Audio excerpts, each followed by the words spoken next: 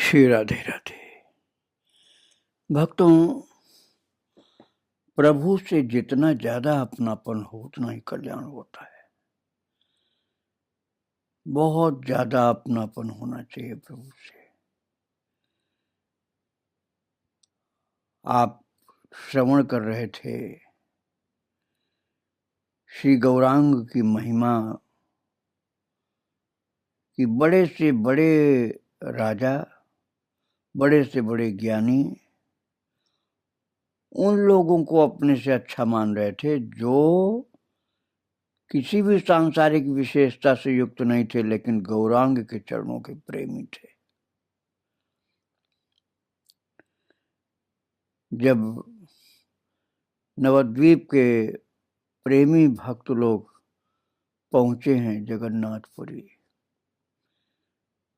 तो राजा प्रतापरुद्र आश्चर्य में पड़ा और अपने गुरुदेव सार्वभौम भट्टाचार्य से पूछा कि सभी प्रभु के गण हैं, वैष्णव में इतना तेज हो सकता है ये कभी नहीं जाना मैंने। भट्टाचार्य, जो वैष्णव गण आ रहे हैं इनका तेज मानो सूर्य के समान है। सार्वभौम ने उत्तर दिया, हाँ ये लोग और कुछ नहीं जानते, इनके ध्यान ज्ञान प्राण और प्राणों के प्राण बस गौरांग महाप्रभु हैं। राजा सोच रहे हैं क्या कभी श्री गौरांग का गण होने का मेरा भाग्य होगा, हो पाएगा जीवन में। श्री गौरांग की महिमा की विवेचना कौन कर सकता महाराज। इन भक्तों में से जिसने जिस स्थान पर वास किया, महाप्रभु के प्रेमी अनुयायियों ने जिसने जहां वास किया, वह स्थान आज भी तीर्थ स्थान के रूप में जाना जाता है। खड़द, शांतिपुर, श्रीखंड इत्यादि अनेक स्थानों में आप संपन्नशाली श्री विग्रह देखेंगे। अनुसंधान करने पर आप ये भी जानेंगे कि इन सभी स्थानों पर उन समस्त भक्तों की शक्ति का परिचय आज भी विद्यमान है। इन सब के विषय में पूरा पता तो कौन कर सकता है, लेकिन मैं तो यही कहूँगा कि भगवान अपने भक्त की महिमा खुद बढ़ाते हैं। राम जी के मंदिर उतने नहीं मिलेंगे जितने हनुमान जी के मिलेंगे, क्योंकि हनुमान जी राम जी के सच्चे सेवक भक्त प्रेमी हैं। ऐसे गौरांग महाप्रभु के मंदिर जो हैं उनसे भी ज्यादा उनके अनुयायी प्रेमियों के मंदिर प्रसिद्ध हुए। सभी महान थे एक से एक, क्योंकि गौर प्रेमी थे। उस प्रकार का शक्तिशाली व्यक्ति आज एक भी नहीं जन्म लेता है। जैसे महाप्रभु के अनुयायी लोग थे वैसे नहीं है कोई। ये सभी गौरांग महाप्रभु के पार्षद थे। सार्वभौम ने कहा, कलयुग में केवल श्री नाम संकीर्तन ही धर्म है, ऐसा शास्त्रों का वचन है। शास्त्रों में इस बात का प्रमाण है कि इस नाम संकीर्तन का प्रचार करने के निमित्त श्री कृष्ण श्री गौरांग रूप में अवतीर्ण होंगे। ऐसा महाराज भागवत जी में भी लिखा हुआ है। आप कहेंगे कहाँ लिखा है? तो भागवत जी के 11वें स्कंद के 5वें अध्याय 32वें श्लोक में है। कृष्ण वर्णम तुषाह कृष्णम सांगोपांगस्त्र पार्षदम यज्ञैः संकीर्तन प्रायैः यजन्ति ही सुमेधसः। राजा ने कहा, प्रभु स्वयं भगवान है, ये मैं मन प्राण से समझ चुका हूँ। शास्त्रों में भी प्रभु की भगवत्ता का स्पष्ट प्रमाण है, किंतु मैं समझ नहीं पाता कि बहुत से पंडित उनसे विद्वेष क्यों करते हैं। सार्वभौम ने उत्तर दिया, जब तक भगवान स्वयं न बताएं तब तक उन्हें कोई नहीं जान सकता। यदि उनकी कृपा न हो तो चाहे कोई कितना ही बड़ा विद्वान हो, पंडित हो, ज्ञानी हो, उन्हें कभी नहीं जान पाएगा। यहां तक कि ब्रह्मा भी श्री कृष्ण को नहीं जान पाए। भागवत जी में 10वें स्कंध में गाथा आती है कि श्री कृष्ण के प्रति ब्रह्मा ने कहा था कि मैं पहले प्रभु आपको नहीं जान सका, इसलिए उनकी अवहेलना ब्रह्मा के द्वारा हुई थी, प्रभु की अवहेलना हुई। बाद में जब उन्होंने कृपा की तब उन्हें पहचान सके। इस प्रकार की कथा वार्ता चल रही है। उसी समय श्री स्वरूप दामोदर और गोविंद प्रभु के आवास से वहां आए। वे प्रभु की आज्ञा अनुसार भक्तगण को प्रेम सहित लेने के लिए जा रहे हैं। उस समय महाराज अद्वैताचार्य जी भक्तगण के साथ कीर्तन और नृत्य करते करते आ रहे हैं और राजा पार्षद गण के साथ छत से दर्शन कर रहे हैं। स्वरूप को देखकर सभी चुप हो गए। राजा ने भट्टाचार्य से पूछा, ये कौन है? भट्टाचार्य ने उत्तर दिया, ये स्वरूप दामोदर हैं, प्रभु के अति मर्मी भक्त हैं। ये क्रमशः स्वरूप और भक्तगण ने एक दूसरे को देखा और सभी आनंद से हरि ध्वनि करने लगे। स्वरूप ने श्री अद्वैत के गले में माला पहनाई और श्री अद्वैताचार्य जी को बहुत ज्यादा महत्व दिया जाता था, क्योंकि उन्हीं की भक्ति के प्रताप से प्राकट्य हुआ था गौरांग महाप्रभु का। वे प्रभु का आदर पाकर के अवश्य उससे होने लगे। गोविंद ने भी श्री अद्वैत को माला पहनाकर प्रणाम किया। श्री अद्वैत गोविंद को नहीं पहचानते, अतः स्वरूप ने उनका परिचय कराया। अभी किसी के पास भी बातचीत करने का अवकाश नहीं है, सभी प्रभु के दर्शन के लिए व्यस्त हैं। स्वरूप उन सबको पथ दिखाते ले जा रहे हैं। राजा ने सोचा कि भक्तगण प्रणाम और दर्शन के लिए श्री जगन्नाथ मंदिर जा रहे हैं, किंतु 25 दिन पैदल चल करके नवद्वीप से आए हैं लोग। और श्री मंदिर को प्रणाम और श्री जगन्नाथ भगवान के दर्शन न कर उन्हें अन्य पथ पर जाता देखकर राजा विस्मयाविष्ट होकर के बोले, भट्टाचार्य ये क्या? यद्यपि अभी श्री जगन्नाथ गुप्त भाव में हैं, फिर भी उनके मंदिर या चक्र को प्रणाम न कर भक्तगण प्रभु के दर्शन करने जा रहे हैं, इससे क्या अपराध नहीं होगा? भट्टाचार्य ने उत्तर दिया, प्रेम की तरंग विधि के बांध में नहीं रख सकती, और इस प्रकार प्रभु के दर्शन करने के लिए भक्तों के प्राण अति बेचैन हैं। इस अवस्था में श्री जगन्नाथ मंदिर के दर्शन से वे लोग सुख कैसे पाएंगे? और इस प्रकार की अवस्था में दर्शन करने से अपराध भी लग सकता है। इसीलिए पहले प्रभु के दर्शन करके और प्रभु को साथ लेकर के वे लोग महाआनंद के साथ श्री मंदिर में दर्शन करने जाएंगे। इसी बीच राजा ने देखा कि रामानंद राय के भ्राता वाणीनाथ बहुत से सेवकों के हाथों महाप्रसाद वहन करा करके द्रुत गति से प्रभु के निवास की ओर जा रहे हैं। ये देख करके राजा ने भट्टाचार्य से पूछा, इतना महाप्रसाद कहाँ जा रहा है? उन्होंने उत्तर दिया, इसमें संदेह नहीं कि ये प्रभु के भूखे और थके भक्तों के लिए। कितना पैदल चले हैं 25 दिन लोग, बहुत ज्यादा चले हैं। वाणीनाथ भवानंद और रामानंद की आज्ञा से प्रभु की सेवा में नियुक्त हैं।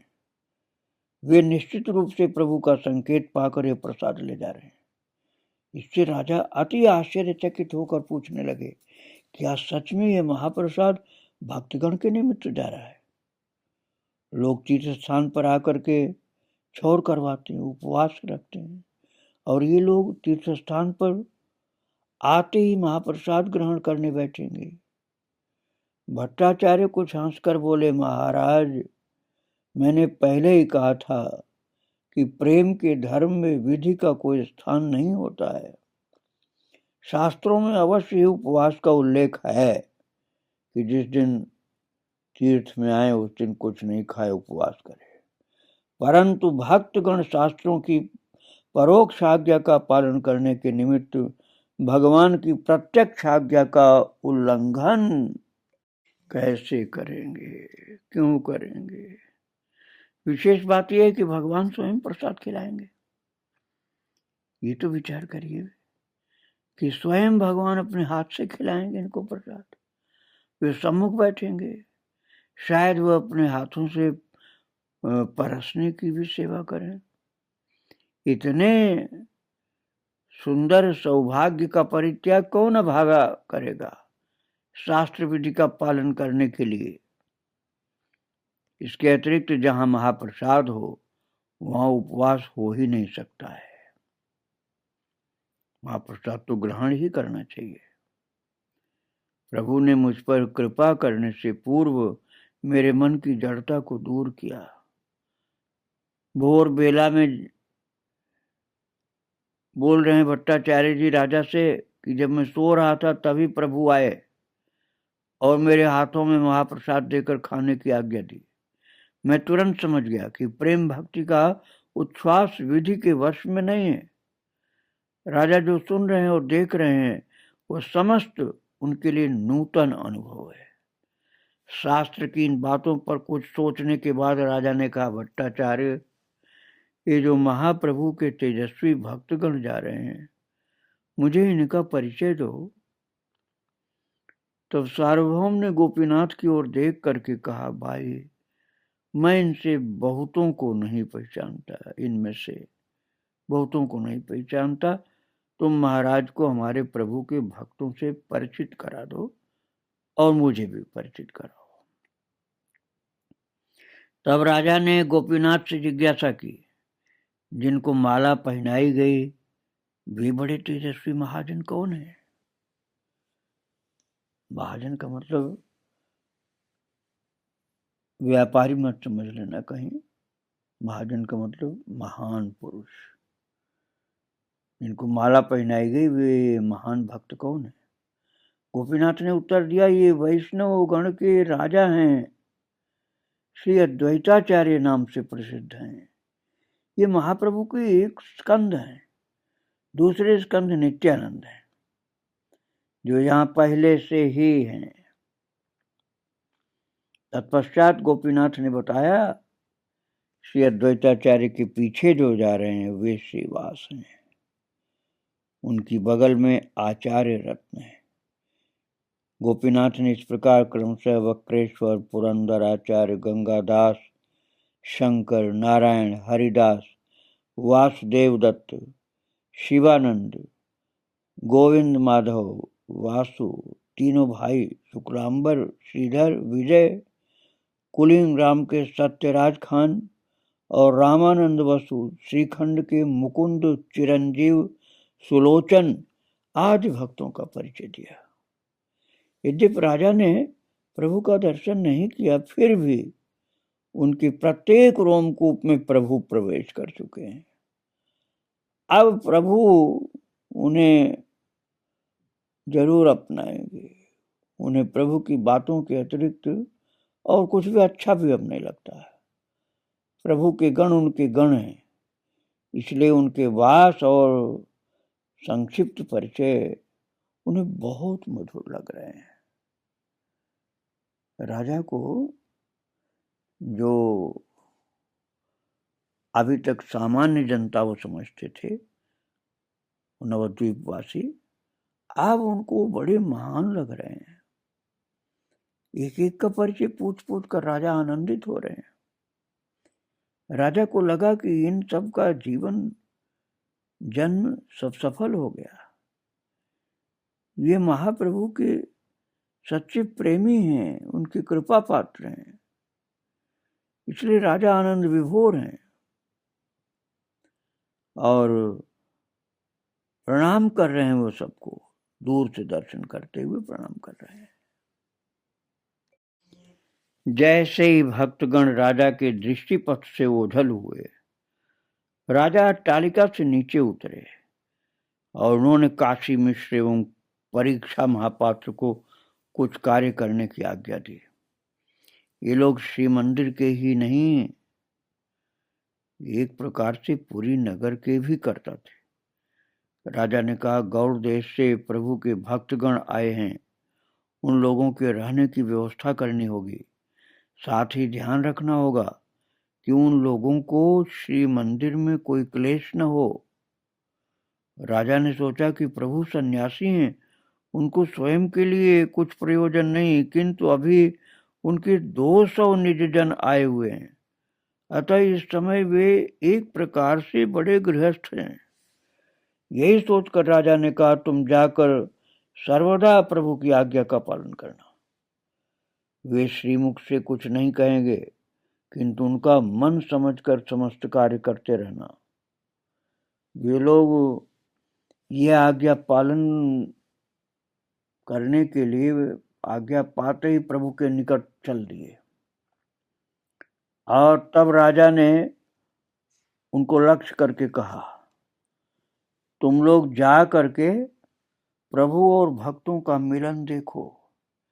मेरे भाग्य में नहीं है, मैं नहीं जा पाऊंगा। तब सार्वभौम और आचार्य भी भक्तगण के पीछे प्रभु के आवास की ओर चल दिए। इस ओर जब भक्तगण स्वरूप और गोविंद के पीछे पीछे श्री मंदिर को दक्षिण में रख करके प्रभु के घर की ओर चले, तो प्रभु भी अपने पार्षदों के साथ अग्रवर्ती होकर के नदियावासी प्रिय भक्तगण का प्रेम पूर्वक स्वागत करने के लिए आए। प्रभु और भक्तगण का आंखों ही आंखों में मिलन हुआ। भक्तों ने भक्ति से गदगद होकर प्रभु को साष्टांग प्रणाम किया जमीन पर लौटकर। प्रभु सन्यासी हैं, अतः वे किसी को प्रणाम नहीं कर सकते, किंतु उन्होंने भी इस समय भूल कर भक्तों को साष्टांग प्रणाम किया। तत्पश्चात श्री अद्वैत ने निकट आकर महाप्रभु को प्रणाम किया। प्रभु ने भी उन्हें उठाकर गाढ़ आलिंगन प्रदान किया। इस समय प्रभु का मुख आनंद से उत्फुल्ल हो उठा है और कमल लोचनों में प्रेम का जल आ गया है, किंतु समय को देखते हुए अति कष्ट के साथ उन्होंने आंसुओं को रोकने की कोशिश की। प्रभु ने देखा कि श्री अद्वैत के पीछे उनके साथी और गुरुजन सतृष्ण सजल और सप्रेम नेत्रों से उन्हें पलक हारा होकर देख रहे हैं। प्रभु ने व्यग्र होकर श्रीवास को गाढ़ आलिंगन प्रदान किया। भक्तगण प्रभु को प्रणाम करने का अवकाश नहीं पा सके, क्योंकि प्रभु अब उनमें से प्रत्येक को हृदय से लगाने लगे। वे जिसे भी आलिंगन करते हैं, उसकी रास्ते की थकान और मन का दुख दूर हो शीतलता प्राप्त हो रही है। इसके पश्चात अति समादर के साथ प्रभु भक्तगण को अपने घर ले गए। घर में प्रवेश कर सभी को बिठाया और स्वयं भी बैठ गए। सभी के हृदय का वेग इस प्रकार प्रबल हो गया कि बहुत देर तक कोई कुछ नहीं बोल सका। सभी केवल पलक हारा होकर के प्रभु के स्निग्ध चंद्र वदन को निहारने लगे। और इस स्थान पर महाजनगण ने एक आश्चर्य का दर्शन किया। वे कहते हैं कि काशी मिश्र के आलय में स्थान अल्प था, वहां इतने सारे भक्तों के लिए स्थान नहीं था, परंतु प्रभु ने अलौकिक शक्ति द्वारा उसी घर में समस्त भक्तों को स्थान दिया था। भक्तों के बैठने के बाद प्रभु ने अपने हाथों से प्रत्येक को माला पहनाकर और माथे पर चंदन लगाकर उनका सत्कार किया। और भक्त हैं और भगवान हैं, दोनों के बीच का जो प्रेम है इतना ज्यादा है कि सत्कार तो करना ही था प्रभु को। इस समय भक्तगण भगवान के अतिथि हैं, वे अति दीन भाव से आतिथ्य धर्म का पालन कर रहे हैं। तत्पश्चात प्रभु ने बहुत विनयपूर्ण नम्रता के साथ कृतज्ञता से गदगद होकर श्री अद्वैत की ओर देखते हुए कहा, आज मैं तुम सबके दर्शन करके पूर्ण हुआ। श्री अद्वैत ने भी उसी भाव में विभोर होते हुए उत्तर दिया, भगवान तो सदैश्वर्य पूर्ण है, अतएव वे हमेशा ही पूर्ण है। फिर भी भक्तों के संग में उनका उल्लास वृद्धि प्राप्त करता है, इसमें संदेह नहीं है। अब प्रभु ने वासुदेव की ओर देखा। ये मुकुंद के बड़े भाई पहली बार प्रभु के पास आए हैं। वासुदेव क्या वस्तु हैं ये अंतर्यामी प्रभु जानते हैं। ये जो भक्तगण बैठे हुए हैं, इनमें से अनेक उनके नीलाचल आगमन के पश्चात भक्त हुए हैं उनके। यहाँ तक कि बहुत से भक्तों का नाम तो लोग नहीं जानते थे, परिचय भी नहीं दिया गया था महाप्रभु को, किंतु इस कारण प्रभु को इन लोगों को संबोधित करने में कोई बाधा महसूस नहीं हो रही थी। वे इन सभी नूतन भक्तगणों को उनके नाम से पुकार रहे थे। महाराज किसी से पूछा नहीं महाप्रभु ने कि इनका नाम क्या है, और स्वयं उनका नाम लेके बोल रहे हैं, और जिसकी जैसी प्रकृति है उसके साथ उसी प्रकार की बातचीत कर रहे हैं। मुकुंद के दादा वासुदेव को प्रभु ने पहले नहीं देखा, फिर भी उनके साथ चिर परिचित की तरह व्यवहार करते हुए उनके शरीर पर हाथ रखकर कह रहे हैं, वासुदेव मुकुंद शिशु काल से मेरे निकट है, फिर भी तुम मेरे नेत्रों के लिए मुकुंद की अपेक्षा अधिक सुखकर हो रहे हो। और तब सभी जीवों के प्रति दयालु वासुदेव ने अति दीन भाव से सकृतज्ञ चित्त से गदगद होकर प्रभु से कहा, तुम्हारी चरण प्राप्ति को पुनर्जन्म कहते हैं।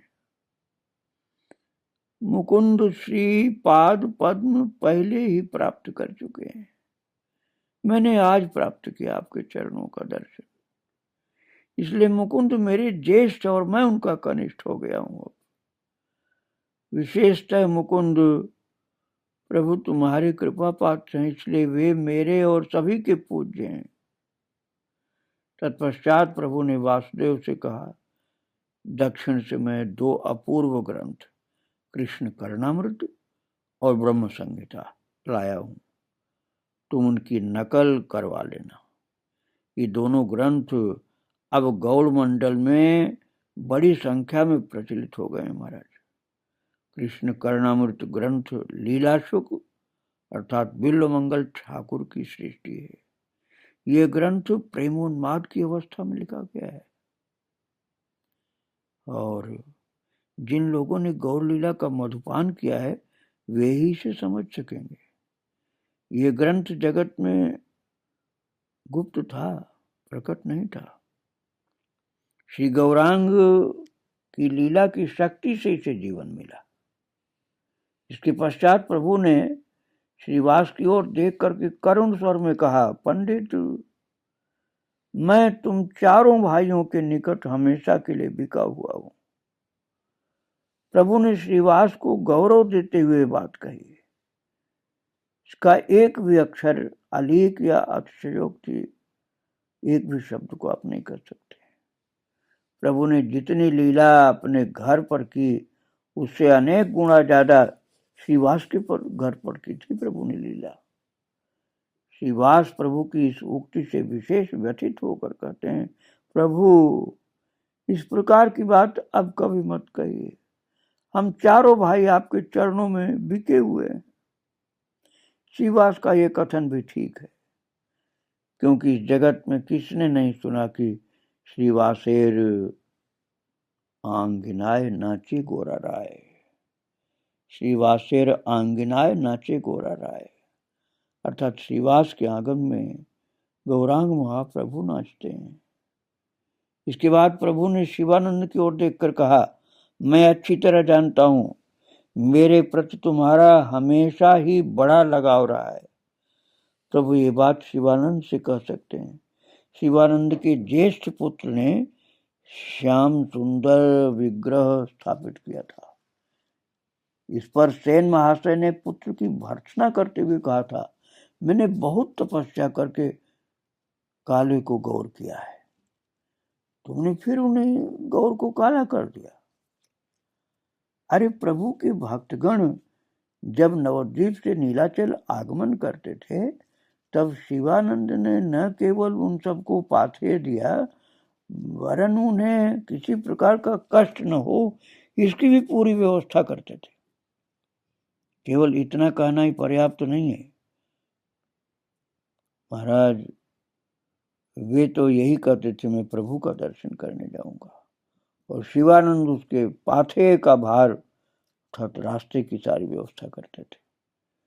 प्रभु ने जो कहा कि शिवानंद मेरे प्रति तुम्हारा बड़ा लगाव है, वो ठीक ही था। प्रभु के इस प्रकार कहने पर शिवानंद प्रेम में गदगद हो करके बहुत भाव के साथ चरणों में लौट गए और स्तुतियां करने लग गए। भक्तों, ऐसे महान महान भक्तों को प्रभु के साथ अर्थात गौरांग महाप्रभु को और उन सब भक्तों को बारंबार प्रणाम। आगे चर्चा फिर कल की जाएगी।